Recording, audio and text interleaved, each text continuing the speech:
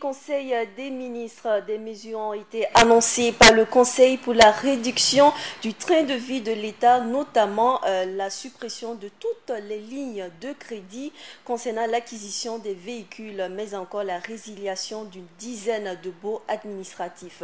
Est-ce suffisant? C'est bien évidemment la question que nous allons poser à notre éditorialiste du jour, Ismaël Ouedraogo. Bonjour et bienvenue. Bonjour Alida, bonjour à tous. Déjà, votre appréciation sur ces mesures? Disons que c'est un premier pas qui a été franchi par l'actuel gouvernement, la réduction du train de vie de l'État, qui est un impératif parce que vous savez que pendant la campagne électorale, c'est une question qui est revenue de façon récurrente. Et je me rappelle que Simon Compaoré, qui est un haut responsable de l'actuel parti au pouvoir, lors d'une émission de débat qu'on avait eu l'honneur d'animer, ce jour-là, on avait mené un débat immense et en son temps, je lui avais demandé: est-ce que oui ou non, si le MPP arrivait au pouvoir, on ne verra plus de V8 en Conseil des ministres? Il avait dit en son temps oui. Si nous arrivons au pouvoir, on ne verra plus de V8 en Conseil des ministres. Et curieusement, on a constaté que entre la promesse électorale et les actes concrets sur le terrain, il y a un véritable fossé.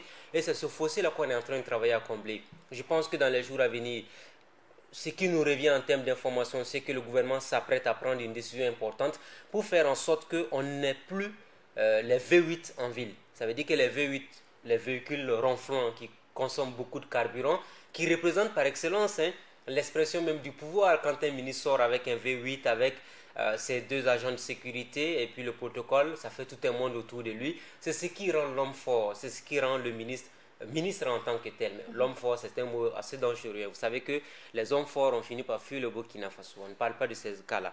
Mais revenons sur l'essentiel pour dire tout simplement que le décret qui est en voie d'être pris, il va servir notamment à faire en sorte que les membres du gouvernement n'utilisent plus les V8 pour aller en Conseil des ministres. Ça, c'est le premier aspect. Le deuxième aspect, c'est que désormais, on va utiliser les véhicules 607, là, les Peugeot véhicules 607 pour les courses en ville. Et désormais, quand il s'agira de faire un tour dans les villes de l'intérieur, ils pourront utiliser donc ces véhicules parce que quand même, au-delà de tout ce qu'on peut dire, c'est que ce sont des véhicules qui sont utiles pour les déplacements à l'intérieur du pays. Ça, c'est le premier élément. Maintenant, deuxième élément, c'est les baux administratifs. Beau administratif, c'est le bail locatif, tout simplement les bâtiments des privés que l'État loue pour héberger donc certains de ses services. Il se trouve que pendant longtemps au Burkina Faso, il y a une pratique qui a vu le jour. Beaucoup de gens qui étaient proches du pouvoir, beaucoup de gens qui se sont enrichis avec notamment les marchés publics ou les entrepreneurs, ceux qui évoluent dans les bâtiments et travaux publics, qui ont fini par avoir beaucoup d'argent. Qu'est-ce qu'ils faisaient?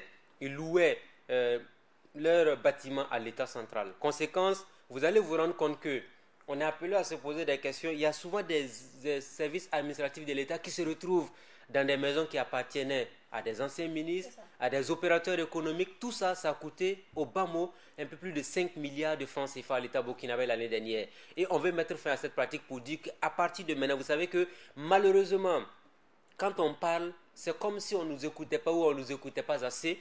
Regardez par exemple l'hôtel administratif du centre. Pour ceux qui ne savent pas de quoi je parle, l'hôtel administratif du centre qui est en travaux à n'en pas finir. Je pense qu'on est au 3e ou au 4e Premier ministre qui va là-bas, qui va faire la bagarre avec l'entreprise Sol Confort et Décor pour sortir pour dire: je vous donne quelques mois pour que les travaux s'achèvent. C'est l'hôtel administratif du centre qui doit accueillir, au bas mot, on parle de 9 ministères.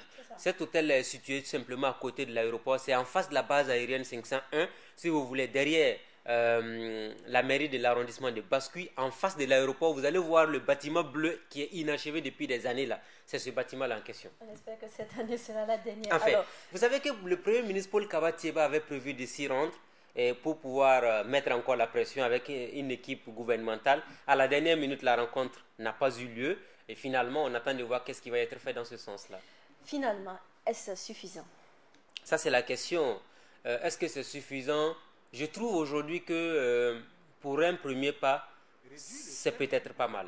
Alors, déjà qu'on va limiter, si vous voyez qu'on nous dise par exemple l'impact nécessaire de cette mesure qui a été prise sur les V8, là, ça va être la réduction du carburant parce que l'État coûte extrêmement cher en termes de carburant. Deuxième élément, si on arrive à rompre tous les contrats là, moi je prends un exemple très simple. 5 milliards de francs CFA pour aider des particuliers tout simplement à avoir de l'argent parce que c'est un enrichissement continu. Si vous avez des gens qui ont loué les bâtiments à l'État pour 10 ans, 15 ans ou 20 ans même pour certains, Si on arrive à rompre tous ces contrats-là, ces milliards de francs CFA qui allaient tout simplement dans les poches des privés peuvent nous servir à construire, moi j'ai un combat majeur aujourd'hui, des CSPS dans les 8900 villages. On vous parle de 8900 villages.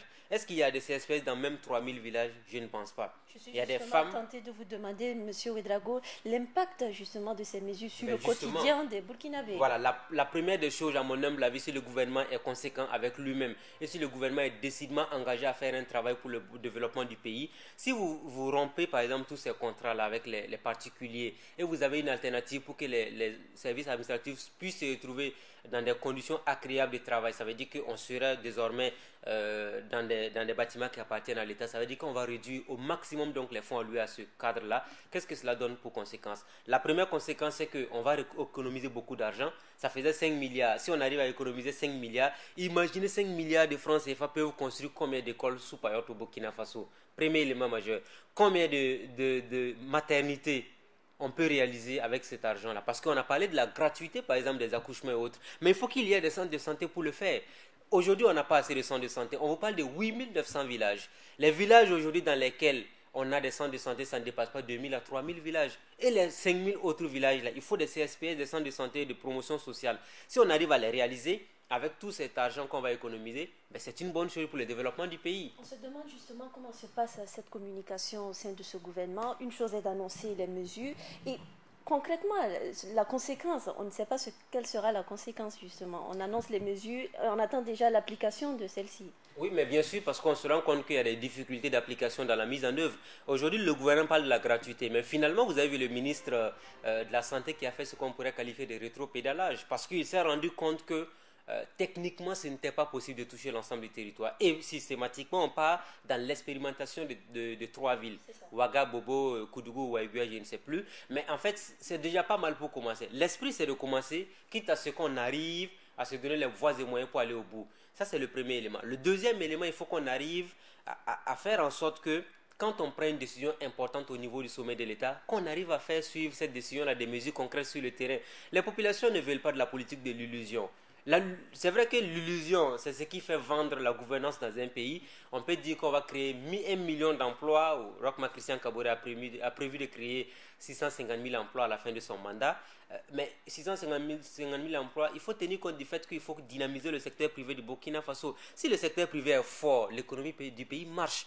Moi, je vois simplement, regardez Alida Tapsouba, un élément mineur qu'on peut mettre en exergue pour faire développer le pays en matière de création d'emplois. Supposons qu'on lance un vaste chantier de construction, par exemple, de plusieurs écoles sous paillotes. Ça va employer combien de personnes dans les villages de campagne de Burkina Faso? Supposons qu'on lance un vaste chantier de construction de CSPS dans les villages. On n'espère plus en avoir. Non, mais en fait, il faut qu'on arrive à éponger au fur et à mesure. Quand on construise, par exemple, beaucoup de CSPS, il y a combien de gens qu'on va employer dans les villages pour travailler sur les chantiers? Autre chose, à Ouagadougou, pour ne parler que de la capitale burkinabé, parce qu'on dit quand vous voulez faire le baromètre du taux de chômage à Ouagadougou, il y a un indicateur très simple. Regardez les mécaniciens qui sont assis au bord de la route. Il y a 2 ou 3 personnes généralement qui sont à côté d'eux, et c'est le mécanicien qui travaille pour les payer le Nescafé tous les jours. Et quand il y a un mouvement de population, ce sont ces gars-là qui ne travaillent pas là qui vont gonfler les chiffres. Donc du coup, la conséquence simplement c'est de dire par exemple qu'on va lancer par exemple des grands chantiers. Regardez l'avenue Bassawarga. Ceux qui ne connaissent pas Bassawarga, c'est quand on quitte le rond-point de la Padoua pour aller à la place de la Révolution. C'est une voie qui est devenue étroite aujourd'hui. On parle d'élargissement de cette voie-là. Supposons qu'on lance un grand chantier à ce niveau-là, ça va employer combien de personnes? Nous ne sommes pas des experts en travaux publics, mais on a des initiatives qui peuvent servir à développer le pays tout simplement. Monsieur Ouedraogo, on est tout de même tenté de dire que c'est maintenant que le gouvernement Tiba se met au travail. Est-ce que vous êtes confiant? Moi, je n'ai pas à être confiant. Le gouvernement a l'obligation du résultat. Aujourd'hui, le président a été élu sur la base d'un programme de société. Lequel programme de société est censé sortir le Burkina Faso du sous-développement? Et le sous-développement, on ne peut l'enrayer que si on a des actions concrètes de développement qui sont mises en œuvre. Alors, tout simplement pour dire que dans un pays, c'est une question de volonté politique. S'il y a la volonté politique et qu'on accompagne la volonté politique de moyens adéquats, il n'y a pas de raison qu'on n'ait pas de résultats. Aujourd'hui, le président est en train de boucler ses 100 jours à Kossiam, mais en termes de bilan, ce serait compliqué à justifier tout de même par rapport aux actions concrètes qui ont été posées sur le terrain. En quelques mots, M. Ouedraogo, votre lecture croisée des élections en Afrique actuellement? 2 ou 3 choses. La première des choses, c'est que l'Afrique de l'Ouest est en train de se tirer quand même du lot. On a le Burkina Faso qui est un exemple démocratique. La Côte d'Ivoire, malgré les péripéties, a eu à renouveler le mandat de Alassane Dramane Ouattara pour 5 ans. Après les 5 ans, Alassane Ouattara ne sera plus candidat. Au Sénégal, le oui l'a emporté. Ça veut dire qu'on est dans la logique de la réduction du mandat présidentiel et notamment d'un mandat deuxième, peut-être s'il est élu pour le président Macky Sall et après 10 ans.